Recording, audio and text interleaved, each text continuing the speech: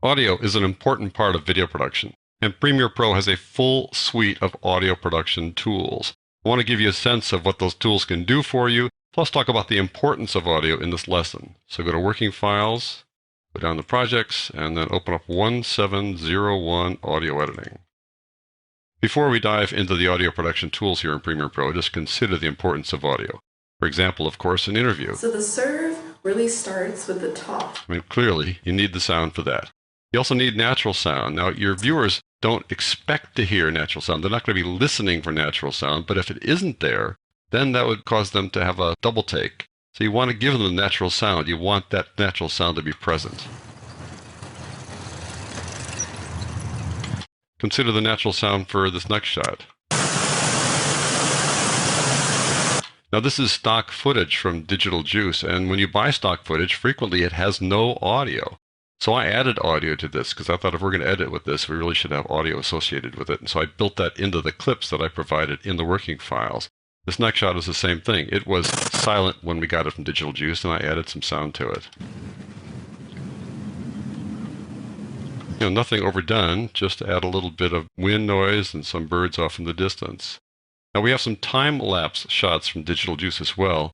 I just thought, well, I'll leave the sound out of the time-lapse shots, but we can add audio. So I've got sound effects here. I've got wind and thunder, and I'm combining the two things here in these two tracks below the time-lapse shot.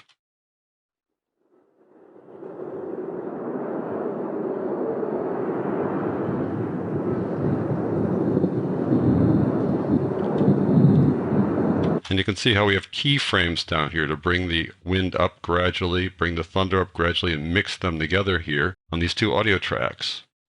You can record narrations inside Premiere Pro like this. 7 years ago, our fathers brought forth on this continent a new nation. And you can also work with music inside Premiere Pro. This is just a little excerpt from a song that I included in my Infinite Skills tutorial, Learning Adobe Audition CS6. This song was recorded at Northern Lights Recording, a production studio in Santa Rosa, California. The singer is Laura Lee Christensen. Well, I know how much you wanted me to stay, but it just couldn't be that way. So that's a stereo mix that I made from the multi-channel tracks that I got from that studio recording, but I also made a 5.1 mix. So you can work with not only stereo and mono like this narration, but you can work with 5.1 inside Premiere Pro. Let me go down here a little bit. Open this up so I can see which one is 5.1. That is it right there.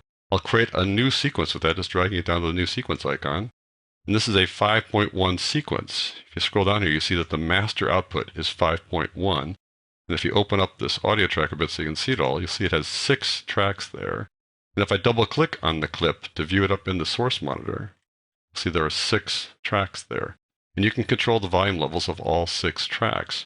Now, if you have a 5.1 system right now, you'll hear this just fine, but if you don't, it'll sound like Laura Lee's off in the distance someplace. That's because she's in the center track, and most folks, when they have stereo setups, they don't have the center track actually going to their speakers or their headset. But if you watch over here, you can see all 6 tracks going in this VU meter, the volume unit meter. Another cool feature here. You hear the instrumentals pretty well because they're left and right, but Laura Lee's in the center, so you don't hear it because you don't hear the center channel, you don't hear the surround sound channels, and you don't hear the low frequency channel as well if you have a typical stereo setup. And 5.1 sound is a really big part of DVD production, so Premiere Pro gives you that option as well. So I think it's clear audio is a really important part of video production. Let me just show you some of the features here inside Premiere Pro. Now, as you figured out already probably, the audio tracks can handle stereo over here and mono. And you can also add 5.1 tracks to your sequence. So for instance, down here, there are 5.1 tracks. And if I put this 5.1 clip here on the 5.1 track, then it'll play out to stereo again. But still, that center channel will be weak here. You won't really be able to hear it. You can control audio levels right here in the sequence, right there by adding keyframes to this and controlling volume levels here. You can also control panning here and individual channel volume here. You can work with an audio mixer that controls track volume as opposed to clip volume. You can keyframe those volume changes, plus apply effects to entire tracks. You can also apply effects to clips. Let's look at the effects they have here under audio effects.